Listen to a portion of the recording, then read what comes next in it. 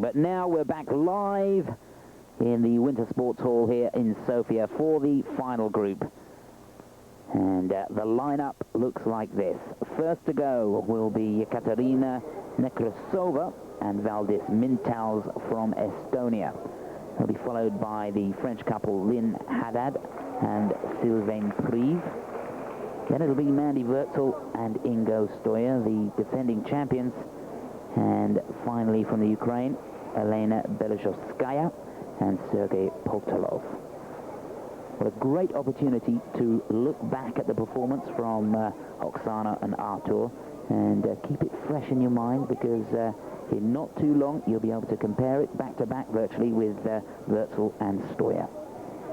What do you think, Nicky? Can they do it?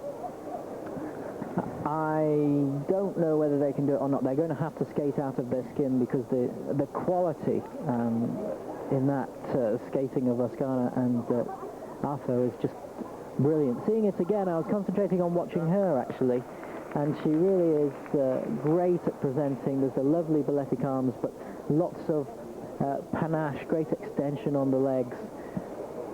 And I think there's a softness in his skating and the way they fitted together that I've not seen before. So it was really quite beautiful to watch.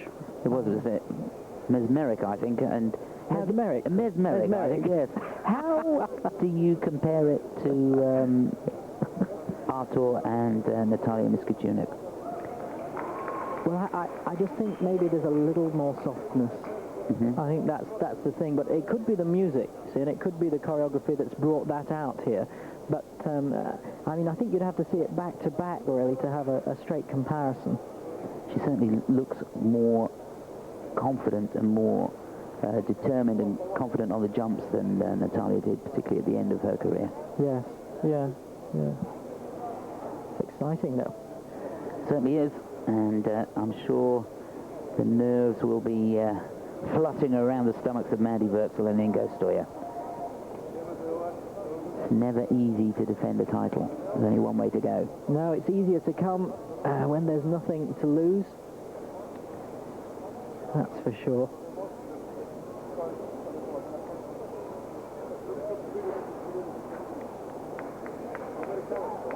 Well, there's Wurzel and Stoya doing the death spiral.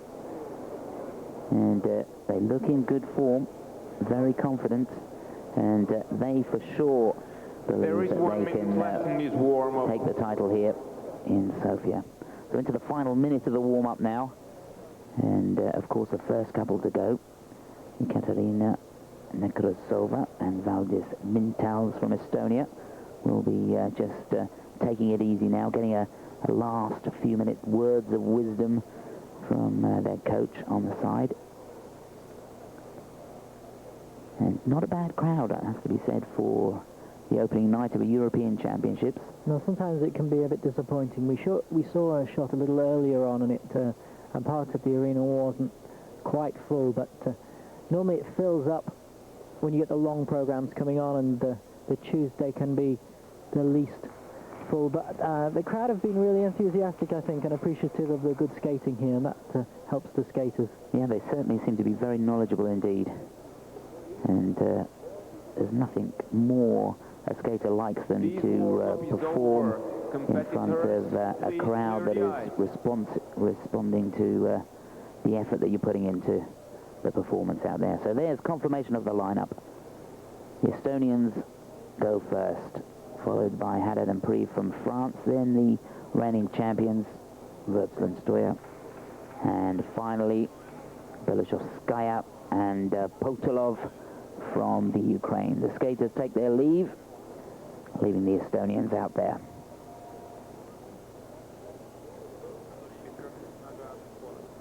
So there they are, the couple who will get this final group underway. And an anxious few moments, having to wait on the side there. There seems to be something on the ice, and that can prove disastrous to a skater. Seems to be some paper or something that's stuck to the ice, and if a skater was to catch that during their routine, they would for sure lose the balance and quite possibly, or quite probably, wind up on the floor. So well spotted by somebody, but an awful time for these two. And I think if I was their coach, I'd be telling them to skate round a little bit. Just try and keep those muscles warm. They've only competed in the Estonia Cup as a major event, winning that, so